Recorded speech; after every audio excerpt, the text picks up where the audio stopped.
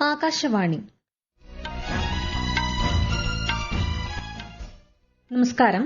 വാർത്തകൾ വായിക്കുന്നത് അഞ്ജന പുതിയമഠം.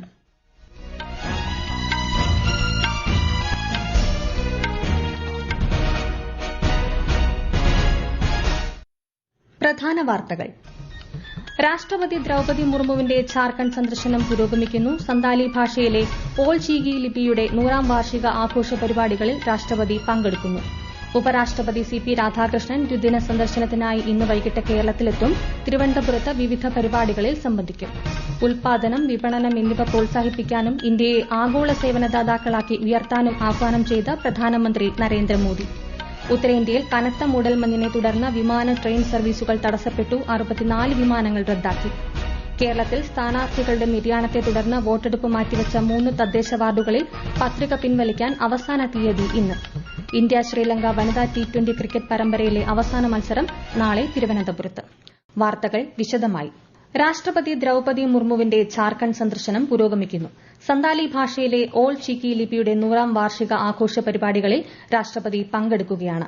ജഹർതാനിൽ ഓൾ ചീക്കി ലിപിയുടെ പിതാവായ പണ്ഡിറ്റ് രഘുനാഥ് മുർമുവിന് രാഷ്ട്രപതി ആദരാഞ്ജലി അർപ്പിച്ചു. ജംഷഡ്പൂർ NITയുടെ 15ാമത് ബിരുദദാന ചടങ്ങിനെയും രാഷ്ട്രപതി അഭിസംബോധന ചെയ്യും. ഏകദിന സന്ദർശനത്തിനായി ഉപരാഷ്ട്രപതി സി.പി. രാധാകൃഷ്ണൻ പുതുച്ചേരിയിലെത്തി.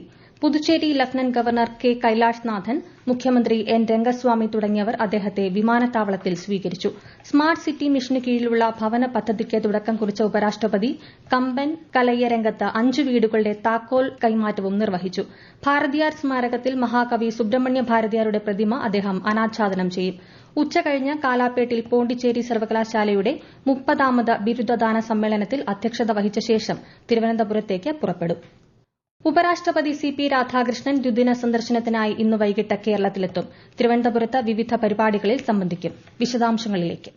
ഇന്ന് വൈകിട്ട് പാളയം LMSൽ നടക്കുന്ന ട്രിവാൻഡ്രം ഫെസ്റ്റിലെ സ്നേഹസംഗമം പരിപാടിയിൽ ഉപരാഷ്ട്രപതി പങ്കെടുക്കും. നാളെ രാവിലെ വർക്കലയിൽ ശിവഗിരി തീർത്ഥാടനം ഉപരാഷ്ട്രപതി ഉദ്ഘാടനം ചെയ്യും. ഉപരാഷ്ട്രപതിയുടെ സന്ദർശനത്തോടനുബന്ധിച്ച് തിരുവനന്തപുരത്ത് ഇന്ന് ഉച്ചയ്ക്ക് 2:30 മുതൽ രാത്രി 8:30 വരെയും നാളെ രാവിലെ 6 മുതൽ ഉച്ചയ്ക്ക് 2 വരെയും ഗതാഗത നിയന്ത്രണം ഏർപ്പെടുത്തിയിട്ടുണ്ട്. ഇന്ന് വൈകുന്നേരം 6 മുതൽ രാത്രി 8 വരെ കനകക്കുന്ന് കോമ്പൌണ്ടിലേക്ക് പൊതുജനങ്ങൾക്ക് പ്രവേശനമുണ്ടായിരിക്കില്ല. News desk Akashvani.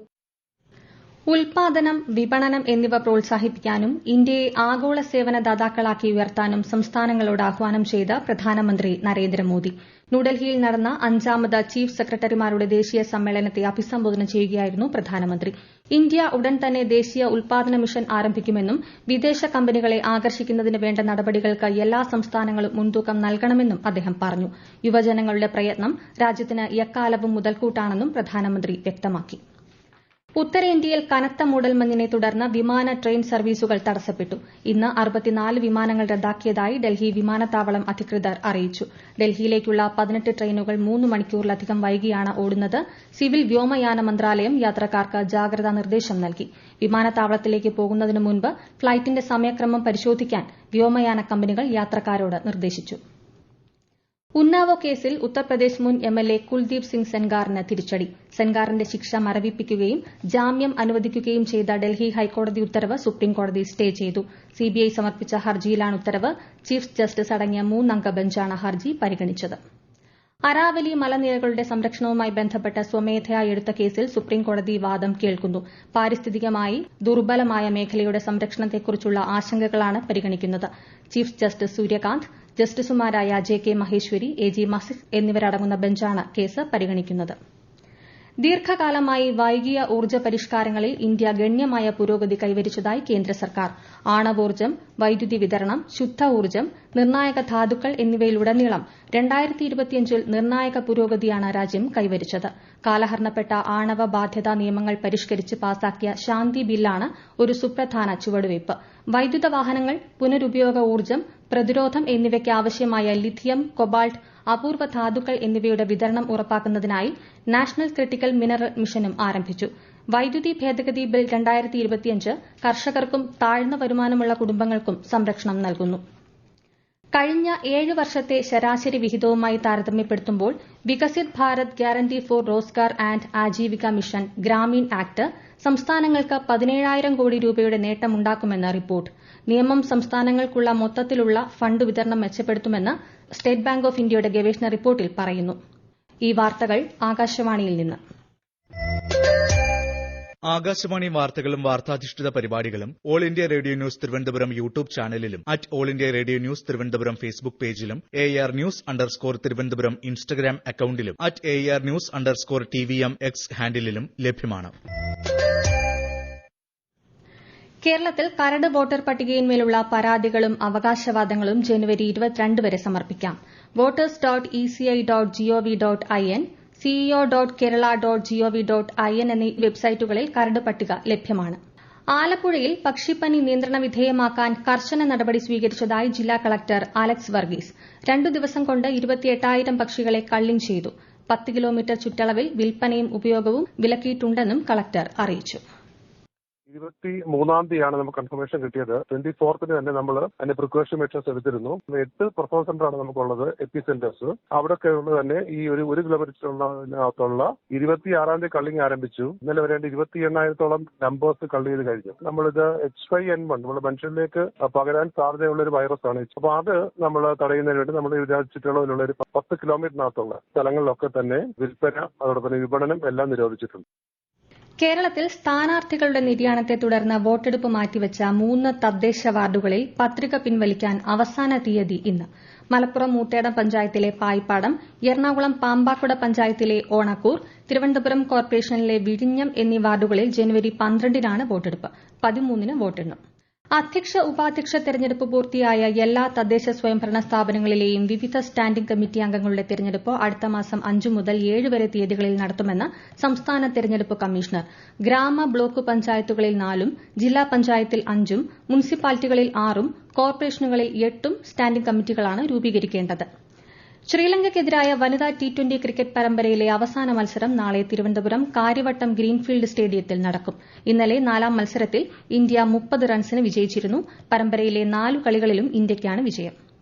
തിരഞ്ഞെടുപ്പ് പ്രക്രിയയുമായി ബന്ധപ്പെട്ട വിവിധ വിഷയങ്ങൾ ചർച്ച ചെയ്യുന്നതിന് മുഖ്യ തെരഞ്ഞെടുപ്പ് കമ്മീഷണർ ഗ്യാനേഷ് കുമാർ ഇന്ന് ഒഡീഷയിലെ ഭുവനേശ്വറിൽ ബൂത്ത് ലെവൽ ഓഫീസർമാരുമായി സംവദിക്കും. 800 BLOമാർ യോഗത്തിൽ പങ്കെടുക്കും. തീവ്ര വോട്ടർ പട്ടിക പരിഷ്കരണത്തിന്റെ 3ാം ഘട്ടത്തിന് മുന്നോടിയായി മുഖ്യ തെരഞ്ഞെടുപ്പ് കമ്മീഷണറുടെ 3 ദിവസത്തെ സന്ദർശനം ശനിയാഴ്ച ആരംഭിച്ചിരുന്നു. ബംഗ്ലാദേശിലെ ഹിന്ദു ന്യൂനപക്ഷങ്ങൾക്കെതിരായ അതിക്രമങ്ങളിൽ അപലപിച്ച് അഖിലേന്ത്യാ ഷിയ വ്യക്തി നിയമ ബോർഡ് നിരപരാധികളെ കൊല്ലുന്നത് ഇസ്ലാം വിലക്കുന്നതായും മതത്തിന്റെ പേരിലുള്ള ഇത്തരം ആക്രമണങ്ങളിൽ നിന്നും വിട്ടുനിൽക്കണമെന്നും ബോർഡ് അഭ്യർത്ഥിച്ചു. ലക്നൌവിൽ നടന്ന ബോർഡിന്റെ വാർഷിക കൺവെൻഷനിൽ വിവിധ സംസ്ഥാനങ്ങളിൽ നിന്നും ബംഗ്ലാദേശ്, നേപ്പാൾ എന്നിവിടങ്ങളിൽ നിന്നുമുള്ള ഉലമ, മുസ്ലിം പണ്ഡിതർ പങ്കെടുത്തു.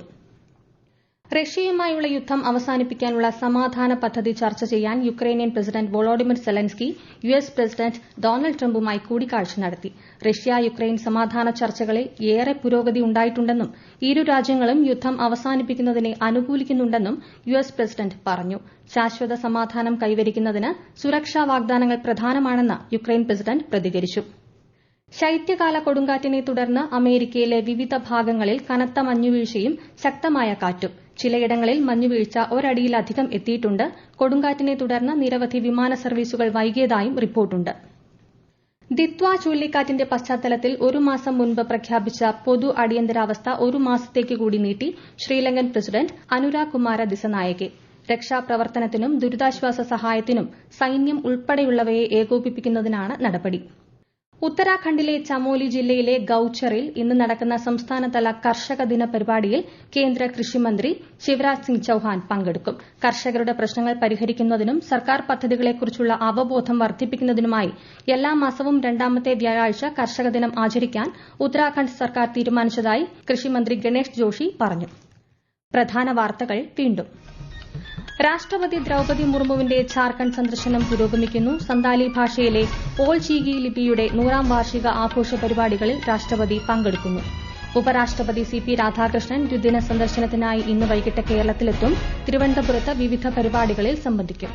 ഉൽപാദനം, വിപണനം എന്നിവ പ്രോത്സാഹിപ്പിക്കാനും ഇന്ത്യയെ ആഗോള സേവനദാതാക്കളാക്കി ഉയർത്താനും ആഹ്വാനം ചെയ്ത പ്രധാനമന്ത്രി നരേന്ദ്രമോദി. ഉത്തരേന്ത്യയിൽ കനത്ത മൂടൽമഞ്ഞിനെ തുടർന്ന് വിമാന ട്രെയിൻ സർവീസുകൾ തടസ്സപ്പെട്ടു. 64 വിമാനങ്ങൾ റദ്ദാക്കി. കേരളത്തിൽ സ്ഥാനാർത്ഥികളുടെ നിര്യാണത്തെ തുടർന്ന് വോട്ടെടുപ്പ് മാറ്റിവച്ച 3 തദ്ദേശ വാർഡുകളിൽ പത്രിക പിൻവലിക്കാൻ അവസാന തീയതി ഇന്ന്. ഇന്ത്യ ശ്രീലങ്ക വനിതാ T20 ക്രിക്കറ്റ് പരമ്പരയിലെ അവസാന മത്സരം നാളെ തിരുവനന്തപുരത്ത്. വാർത്തകൾ കഴിഞ്ഞു. അടുത്ത വാർത്താ പ്രക്ഷേപണം 3 മണിക്ക്.